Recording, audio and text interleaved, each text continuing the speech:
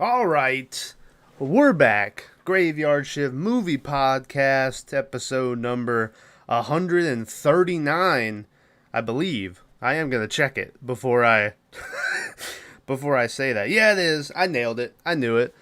This week, I watched Noroi the Curse, or Noroi the Curse. I still don't know how to pronounce the first word of the title. But it doesn't. I think it might also just be called The Curse, really. But through time, they added on the front bit. I'm not 100% sure about that, but I think when the movie starts, they just call it The Curse. So the title might have changed over time.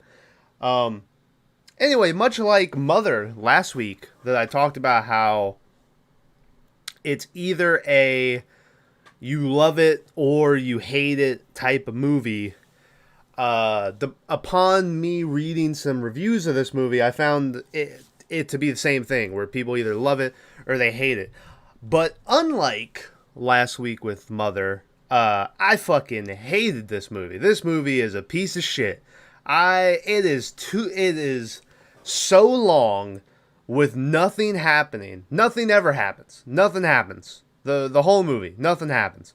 I don't care what anyone. If you find dead animals scary, this is the movie for you. That's the scariest thing that happens the whole time. Is there's some dead animals.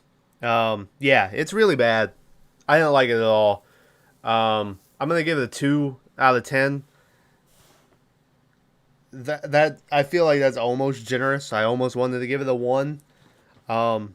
There are a few scenes that are cool, so I'll bump it up to the 2. But yeah, I didn't like it at all.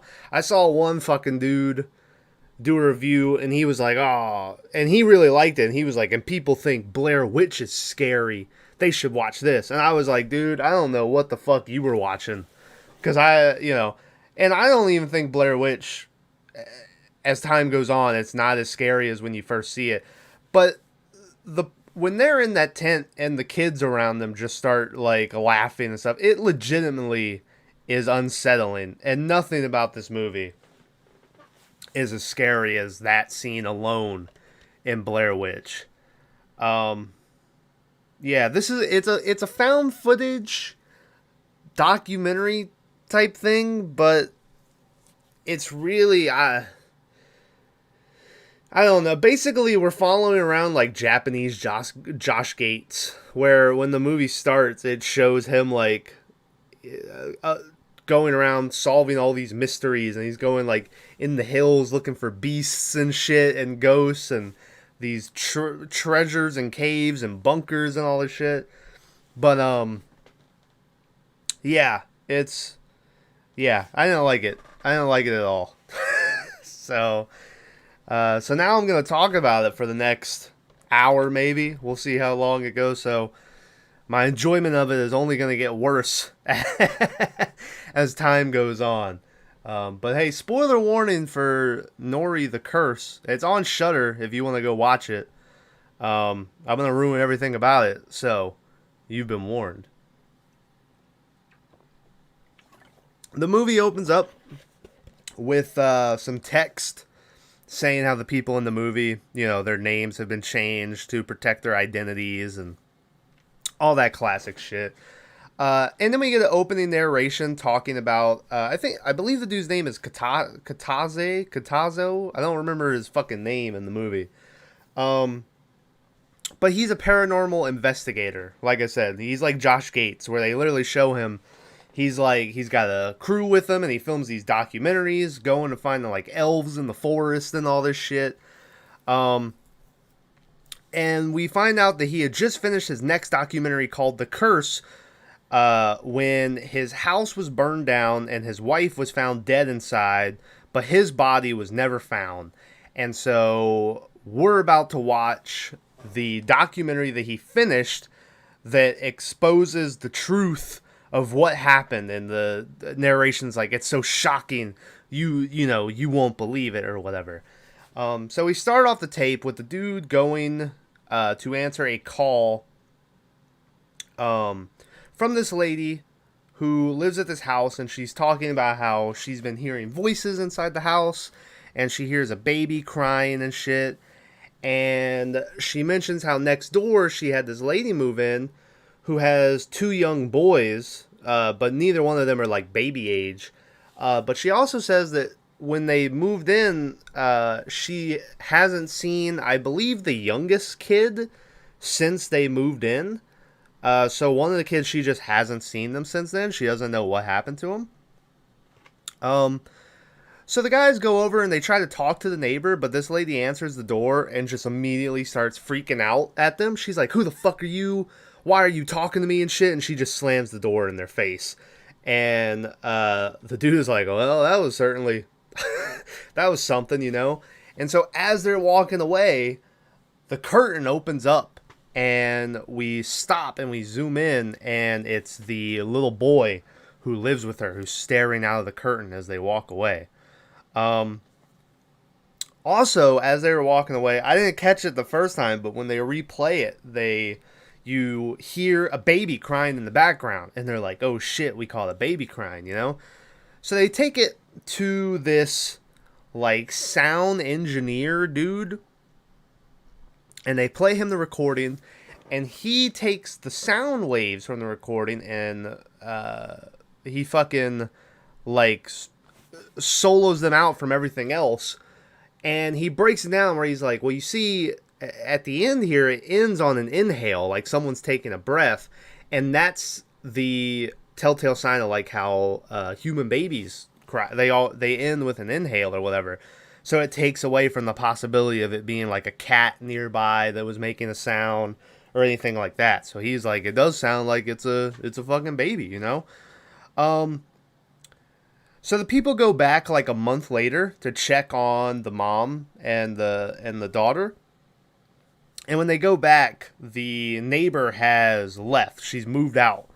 And the mom's like, "Oh, we haven't heard the baby crying since they left, you know?" So they're like, "Cool, let's go check out the lady's apartment." And they go walking around it, and when they go around the back of the apartment, they find a bunch of fucking pigeons with like their heads ripped off on the ground and shit. And they're like, "What the fuck is going on over here?" You know? So they leave, they go back to the mom and them, and they say bye. And they're like, "Hey, I'm glad everything turned out well," you know? And as they leave, it zooms in on the mom and the little girl, and a text pops up at the bottom of the screen and says that 5 days later they died in a car accident. Apparently the mom drove into oncoming traffic, and they were killed in an accident and shit. And it was like, oh, fuck. Fucking, all right, that's, you know, that's a theme throughout this movie, is, seems like everyone we run into, that's gonna happen to them. So then we go to it's a fucking, like, variety show on TV, and they have these kids in this classroom that they're testing, like, their telekinesis abilities and shit. We really took a jump all of a sudden. We're just straight to telekinesis. And this scientist dude has drawn, like, he's drawn a symbol on a piece of paper, and he's sending out through his brain waves what he drew so the kids can know what to draw down. And so all the kids start to draw, and only one of them gets it right. This girl named Kana, she gets it right. It's 2 circles, and at the top of the circles, there's 2 parts that are, like, broken open so you can get in. And then she proceeds to get the next 4 in a row right. And they're like, oh, shit, this lady's special, you know? And then on the 5th one, she gets it wrong, but she drew, like, this alien-looking face. It's this weird fucking face, and you're like, what the fuck is this thing, you know? And they're like, huh, weird, I guess that was too much or whatever.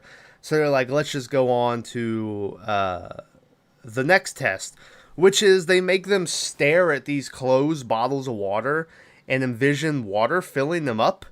And the fucking girl, she kind of stares at the bottle of water, and water starts to fill up the bottom. And they're like, oh shit. But then they pick it up, and there's a hair at the bottom of it. And for some reason, this really freaks them out. They're like, how the fuck did you get a hair, you know? So they send the water away, and the scientist tests it, and he determines that it's water from like a river or a stream. It's fresh water, and the hair that he finds in it, he says that it matches that of baby hair. And so once again, we're like, okay, something's up with these fucking babies, you know? Take a little hydration. So then we go to another variety show. We just go straight to another variety show of these two random dudes who apparently have a show called like The Ungirls or something. And they're going to visit a shrine where ghost sightings have been reported. And with them, they have an actress who apparently, she says that she has a sixth sense. She's had it since she was a kid, and so she's had paranormal experiences all her life and shit. And they take her up to the shrine, and immediately she starts freaking out. She's pointing to like the trees. She's like, something's over there. I hear someone talking and all this shit. And they go walking over, and the two guys are like, I don't hear what you're talking, but they're like, I'm scared as fuck. They're like, I don't like this at all. And then they look at this tree in front of them, and it's got like this sap coming out, but it looks like blood. And this one guy's like, it's got this sticky substance. And he goes to touch it, but the lady stops him. And she's like, no, whatever you do, don't touch that. And then she's like, they're everywhere. They're all over the place. And she just falls over, and she's screaming and crying and shit. And they're like, hey, what the fuck? What's going on, you know? And they try to help her. And then the tape just ends, and we zoom out, and we're at a like bar, it looks like, where our main character, the paranormal investigator, is showing this video to a bar, and he has like a crowd, and he has the actress there with him, and they're talking about what she experienced that night and how her body was taken over and all this shit. And then they're like, well, hey, we got this psychic who's going to come, and he's going to investigate your powers, and he'll give us some answers. And so they dim the lights, and they do like a wrestling entrance where they play this fucking song, and they're like, coming to the stand, 100... Oh, is that racist? I started doing a Japanese voice. Listen, I love my Japanese brethren. では、早速来ていただきましょう。どうぞ。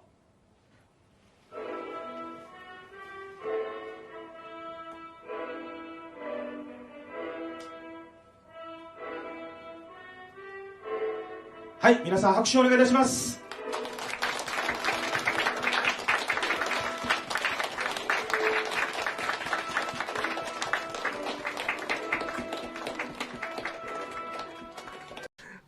Anyway, they announced this dude, his name's like Hoji or something. And he comes in, and he's covered in aluminum foil, and he's fucking freaking out. And the dude playing the psychic is the best part of the movie. He gives his all to this fucking freaky performance. And he comes in, and he's like twitching, and he's freaking out and shit. And as soon as he gets on stage, he just hauls ass towards the actress and goes to attack her and shit. And he's yelling, he's like, the fucking pigeons are coming, you know, he's like, watch out for the pigeons, and, he's trying to attack and they just pick him up and they drag him away, and, that's it, that's the end of the bar show. They go back to the video of her at the shrine freaking out, and it ends up being, that the paranormal investigator dude has been watching the tape, and he's found something, so he's invited the actress to come and see what he found. And we see that right before she falls over screaming, there's a dude standing behind her in the forest with this weird fucking face. And she's like, oh my god. She's like, I can't believe it, you know? And they're like, yeah. And then it's like, creepy music. And then we just cut to a different variety show. They do that a lot. There's a lot of just cuts, and we're watching a TV show all of a sudden. And it's the Japanese shows where, you know, they're showing something, but then they have the people at the bottom of the screen like watching it, and they're like laughing, and it's like filmed in front of an audience and shit. And they do that all the time throughout this movie. So this TV show interview is with the actress, and they tell her that they sent one of their correspondents to go and do an interview with the psychic dude who attacked her. So we go to the video of the lady going to the psychic, and they visit him at his house, and he lets them in and shit, and everything's covered in aluminum foil. And they're talking about, like, why he has the aluminum foil, and he says it keeps out, like, the voices and all this shit. And then he just starts bringing up ectoplasm worms and starts squirming around and freaking out. And we just sort of cut away. And that's it. It didn't really go anywhere. We got introduced to ectoplasm worms, but that's about it. And then the next thing we know, fucking Kana, the little girl, has disappeared. She's gone. The parents tell the investigator that like a week before Kana disappeared, she was talking to this guy, and they're like, yeah, he was this guy, and he had like aluminum foil and shit. And so immediately they're like, fuck, it was the psychic dude, you know? So they go to visit him, and he lets them in, and they're talking to him about the little girl. And once again, he starts talking about the worms, and he says that the worms eat people and they multiply, and now Kana was eaten too, you know? But then he starts crying, and all of a sudden he gets up and he grabs a piece of paper and he starts spinning in circles, and his psychic abilities are coming. He's like, there was a car, they grabbed Kana, and then eventually he like turns his body and he's like, that way, and starts pointing, and they get a map real fast and they fucking mark down the direction he was pointing in. And he starts freaking out some more, and they're trying to get more answers, but eventually he's like, get the fuck out of here, you know? And as he's kicking them out, the camera breaks up, and we just see a bunch of weird fucking faces in the footage. And apparently that happened in the actual footage, because they go outside and they review the tape, and they see that happening, and they slow it down, and like the guy screaming, his voice is all distorted and slowed and shit. And that was a creepy part. Just that slow, distorted down shit like that is always creepy.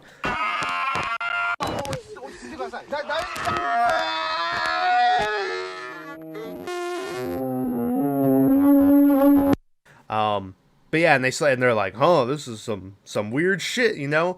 But then they never really bring that up again. They never mention, hey, remember all those faces we saw on that tape? They just kind of blow by it. They get a call from the actress lady. So they go over to her apartment, and she shows them the spool of yarn that she has, where the ends have been twisted into loops, and it's like a chain of loops of yarn. And she goes, I don't remember doing this, but I woke up and it was sitting here. So she wants them to film her overnight to see if she's, doing anything. So they film her overnight, and of course she gets up and she's sleepwalking, and she goes out on like her front balcony and takes like a power cord and ties it up the same way with all the loops tying around and making this chain and shit. Also in the video, they keep hearing this banging. It's like the whole time. It just keeps doing that. And they're like, what the fuck is that? And so the next day, as they're showing her the tape, they start hearing the banging again. And so the lady goes, oh, maybe it's my upstairs neighbor. And so they go up there and they ask her if she's been banging around. And she's like, no. And they're like, well, did you hear any banging? And the woman's like, no, I haven't heard anything all day. So the banging is just coming from the actress lady's apartment. So they don't know what the fuck is going on there. They leave there, and they go to investigate this guy who they think might have Kana with him. Hold on, I'm gonna sneeze, guys. I did it. I muted the mic so you wouldn't hear the pollen. I don't know if wherever y'all are is pollen. It's just yellow outside, and it's fucking killing me. I haven't gotten any allergy pills yet, but I need to fucking get some because Yeah, I'm fucked up, guys. I'm really fucked up. But anyway, they go to investigate this guy who they think might know where Kana is.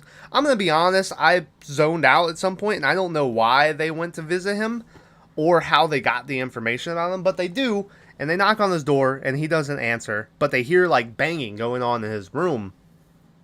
So they go next door, and they ask the guy, about, do you know the neighbor? And the guy's like, yeah, he's a fucking freak, So they leave and they go outside and they pull around the building where they can look at his back balcony and they can film him. And his back balcony is littered with pigeons. There's pigeons everywhere on this balcony.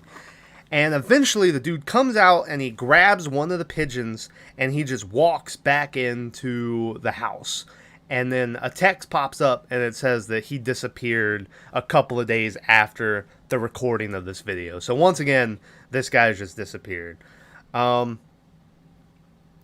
They go back to review the tape of the lady sleepwalking again, and this time they hear a voice speak. And as they're getting it analyzed and just the sound of the voice, they hear it, and I guess it's the voice of the psychic, because they play a video of the psychic fucking talking right as that happens. And they play it for the lady, and she's like, oh, that's the voice I heard in the woods that night, or whatever. So they're like, alright, some weird shit's going on. And the psychic had mentioned, he was like, watch out for Katsuga, or whatever. And they were like, what the fuck are you talking about? But he wouldn't answer them. So they start calling around to these religious experts and demon experts and shit, and asking if they know who Katsuga is. And eventually they get one guy who is like, yeah, I know, or Kagataba, I think that's his name. And they get this one guy who knows about him. And he brings him out and he says that Kagataba was this demon, and this village, would do this ritual to placate him. And they would, it would keep him at bay and shit. But the village, a dam was built, and the village is flooded. It's a fucking river now, and so the ritual is never complete anymore. And this goes on and on. There's a long thing just talking about the ritual and how it's supposed to lock the demon underground for years and years and stuff. But in 1978, like I said, the dam was built. So the city no longer stands. The guy does say that he has a video of the last time the ritual was ever served. And so we get a glimpse of it. And we see these people go to this shrine. And they have these dogs all over the place. Apparently the dogs are supposed to keep the demons away. And at the ritual, they bring out a person dressed as the demon. And when we see the mask, immediately I noticed that it was the face that Kana had drawn on her picture in the one she got wrong, on the last one they did. And I was like, okay, so the face she drew was the face of this demon or whatever. And they do this whole dance, and they tie up this rope as like a barrier between them. And the priest comes out and he cuts the rope with this sickle and shit, and they do this bow that's supposed to, this religious bow where you bow and then clap 4 times and bow again, and that's supposed to complete the ritual. But as he does that, the lady who is playing the demon falls over and she's screaming. And apparently that was the tape ends right there, and they say that the lady was possessed, and that was the last time the ritual was performed. And the guy goes on to tell them that the priest died, or the priest is the one who gave him that videotape. And he says that the next day after the priest gave him that tape, he died of an illness. And then not soon after, his wife died. And the only one alive is their daughter, who played the demon in the videotape. So he knows where the daughter lives. So he sends them to go interview the daughter. And when she opens up the door, it's the fucking crazy neighbor from the beginning who was living next door with the kids. And she has the same reaction where she comes out and she's like, who the fuck are you? Get the fuck out of here. And she kicks them out. And they look at each other and they're like, is that who I think it was, you know? And yeah, so now, you know, that kind of explains what her purpose is. This is when I wrote down, this movie is so fucking long and it's so boring, dude. This is an hour in, and I have summed it up in 24 minutes. Probably less, because what was it? It was like a 5-minute intro or something. But, yeah, that's everything that's happened in an hour. The next 10 minutes are literally the dude going around and asking people about the daughter, and everyone giving him the same exact fucking story. Talking about how, oh, she was such a good, nice person, and then the ritual changed her. Every story is exactly the same. It's that story, beat for beat. It's she was a nice girl, ritual happened, she was different. That's it. In 10 minutes. We get like 3 different people telling the same fucking story. They finally get done with that, and they get a phone call from the actress lady. And she's crying, and they come to talk to her, and she is talking about this lady killed herself. She went to a park, and she hung herself with a bunch of strangers. And I was like, who the fuck are we even talking about? I don't even fucking care. It ends up being the upstairs neighbor, who we met in one scene 30 minutes ago. And I'm supposed to know her by name. I don't think they even mentioned her name the first time that we were introduced to her. So she's dead. She killed herself. We get a news report of it was 7 men and 7 women hung themselves in a park. And one of the other men was the weird bird dude who we saw take the pigeon and go back into his apartment or whatever. And so that's where that dude went, I guess, you know. So they go back to that weird guy's apartment and they talk to the next door neighbor once again.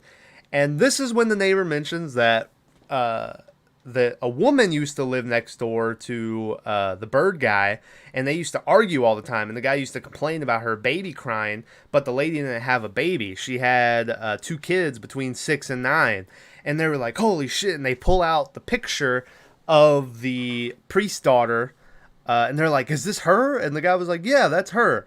So everywhere this lady's going is setting up these little tragedies, apparently. So then we cut to another news report, this one of a businessman who stabbed his wife to death in their apartment, and he was caught at the scene and he admitted to the crime. It ends up being the parents of Kana, the little girl who's still missing, and so her father killed the mother. We go over to the investigator dude's house where the actress is living with them for right now because of all the shit that's going down. And her and the investigator dude's wife are having lunch. And the actress lady is like, oh, hey, do you want some Tabasco or whatever? And the lady's like, yeah, sure. So she gets up to go get some Tabasco. And as she does, she just stops in the middle of the hallway. And she lets out this, like, groan. That's like a male. It doesn't sound, it's like, you know? And she's just doing that. And then a bunch of pigeons fucking fly into the window. And then she falls over.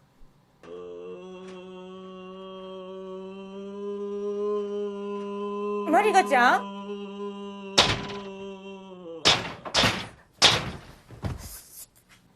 And like passes out. And then eventually, you know, the wife gets her to wake up. And they're like, what the fuck happened? And the lady's like, I don't know. I don't remember anything, you know? So shit's hitting the fan. They're like, listen, we need to go talk to the psychic dude again. Because he might know something that we need to know. So they go to him. And they show him the video of the priest's daughter. To see if he knows who she is. And as soon as he sees her, he starts freaking out and shit. And he's like, get away, you know? So they leave him for a second. The actress lady says that they need to go to the village, or where the village was that they used to do the ritual. And they need to try to do the ritual to, you know, keep the demon dude at bay. And so they decide to do that. So they take the actress and they take the psychic dude to where the village once stood. But like I mentioned, now it's just a fucking river. So they get the map and they see where the village once was. So they take the investigator and the actress and they get on a boat and they paddle out to where the shrine once was. And they do the whole ritual in the boat. And the lady cuts the rope in the middle and she does the bow. And then she puts her head down and she goes like limp. You see her whole body go limp. And then she slowly raises her head, and you're not sure which way this is gonna go, you know. But then she goes, "I'm all better." She goes, "I'm cured. He's gone. I don't feel anything," you know.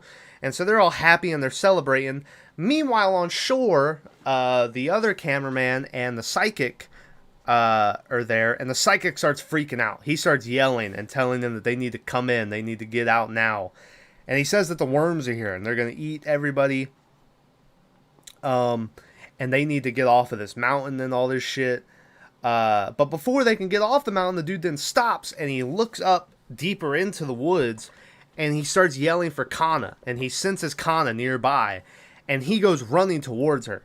So the investigator grabs a camera and goes following him. But the actress is like, fuck this. And her and the cameraman get in the van and they go to leave.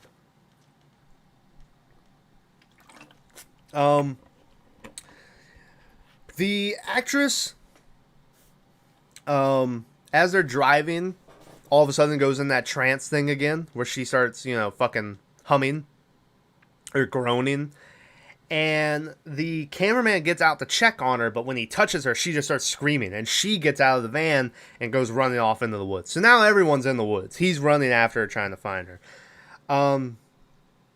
The investigator dude is following the psychic, and they come across this seance area where this big circle has been tied off, and in the middle of it is like 20 dead dogs who have been sacrificed. Tied on the rope is like pieces of pigeons that have been ripped apart. It's this whole big fucking area, you know. Eventually they go further and they find this ancient shrine that's been destroyed. It's like collapsed. And the dude starts pointing, he's like, Kana's in there, you know? And so the investigator's trying to clear away some of the rubble because he thinks that Kana is underneath it. But as he does this, he hears the psychic start yelling and he turns around and he's pointing at something. And the guy falls over. And when he picks the camera back up, it goes like infrared or something for a minute. And we see this lady sitting there with all these babies crawling around her. I don't know what it looks so fucking dumb. It was, yeah, I don't know. It was something. And then it clears up again, and then the psychic dude is all locked up like you just hit a spider with a shoe and he's curling up. That's how the psychic looked. So he gets all locked up. The actress lady eventually is found and she's on the ground screaming. And the cameraman gets on top of her and he's shaking her. And eventually she wakes up and she's fine. She's like, what happened, you know? And then we go to daytime and they just take the two to the hospital. And they're, you know, I guess they're fine. The investigator and the cameraman decide that they need to go and talk to the priest's daughter. They need to get some answers for her. And they go to her apartment, but she doesn't answer. So they just break in. They just totally break into her house. And they go inside and they find like some pigeons in the back surrounded by this dead dog. They go up into the attic, and all around is like those chain loops that the lady had made out of the yarn. And they find the priest's daughter hanging, and she's killed herself up here in the attic. But they also find the little boy who they saw staring out at them through the window, and they find Kana, but Kana is dead in the attic. So Kana, I guess, was with this lady, and now she's dead as well. So they take the kid with them. They find out that the kid isn't actually her biological kid. She had adopted him. We get a text on screen telling us that the psychic dude is sent to a mental institution and no visitors are allowed. And then the investigator theorizes that the priest lady was trying to conjure up Kagataba or whatever the demon's name was. And she, all these people were pawns in her game. But since she's dead and Kana's dead, they'll never know the truth for sure. And then we zoom out. Or no, we get one more shot of that lady sitting there with the babies and shit. And then the tape ends and we zoom out and the narration from the beginning starts playing again. And they talk of, the whole thing about the fire and the dead body of the wife being found, but the guy was never found. The psychic dude broke out of the mental institution and he was found in like an air duct, like dead, like a couple weeks later. And then a month after the curse was completed, a videotape was sent to the production company who like releases the documentary. And the name on the package was that of the investigator dude who they never found his body. And inside of the video camera was a tape that they put in. And we see what happened that night where the psychic dude had broke out of the hospital. He came to their house. And he was he tells the guy that he's been eaten by the worms. And, he's like, you're part of it now, And he's fucking crazy and shit. And he runs inside of the house. He runs by the investigator and goes and grabs the little boy by the neck. And he starts telling them that this is Kagataba. And he's the one that, was doing all this and shit. And they're like, put the kid down, don't do whatever you want. And he just straight up goes, nah, fuck y'all. And he takes a rock that he has in his hand and just starts beating the shit out of the kid. Just hitting him in the head over and over again. And then the kid stands up. And for a split second, he has Kagataba's face. The demon face. But then it goes back to just he's a kid standing there with a bloody face and shit. And the wife freezes up and she starts getting possessed. And then the psychic dude gets possessed. And there's a fucking ghost in the corner that I think belongs to Kana. It looks really fucking shitty. And then the psychic comes over and he hits the investigator dude in the head with the rock. And then we watch him grab the little boy's hand and leave the house with the kid. And then we watch the wife go and take a can of gasoline and set herself and the house on fire. And then the dude grabs the video camera and he gets up and it says that he is still missing today. But, he seems to live in the tape. So I don't know what fucking happened to him. And that's it. That's the end of That's the end of Noroi the Curse. What a shitty fucking... what a shitty fucking movie. So I guess the only one that lived was the actress. She's the only one that made it through, right? Or the cameraman, too. As far as we know. But yeah, what a shitty movie. Let's do best of, worst of. Best of is gonna be when the actress lady goes in her trance in the living room and has like her groan and the pigeons fly into the door. Yeah, that was the creepiest part in the movie to me, I think. So it's gonna be my favorite. Worst of, the fucking 10 minutes of them just talking to the neighbors and every neighbor having the same fucking story about the priest's daughter. It was so goddamn boring. In an hour and 54-minute movie to just have, it was so much waste. So much garbage in here. And that's it. That's Noroi. That's the end. Fuck me. Let's see. I forgot to look up even a budget. I didn't fucking care on this movie. Had a budget of $2 million. Let's see if it... I don't have a box office. Anyway, well, hey, there you go. $2 million. So, yeah, that's it. Go watch it if you want. I know my review of it must have made it sound very appealing. Alright, that's it. Next week, we're going to watch Gretel and Hansel. which is the horror movie version of Hansel and Gretel that starring the little girl who played Beverly in the It movie from 2017 or whatever, the new ones. So yeah, we're gonna watch that because it looked fucking weird and weird. So I wanted to see it. I would have picked Pearl, but I don't have time to try to get Tyler on here and get him in here. And I would like him to be here for the Pearl podcast, but so maybe next week will be Pearl. Hopefully I can get time to get him in here. So anyway, that's it. That's Noroi. Thanks for watching. Go check out the gaming channel. Stuff's coming out there all the time. Thanks for watching this. Go check out some of the other reviews if you want.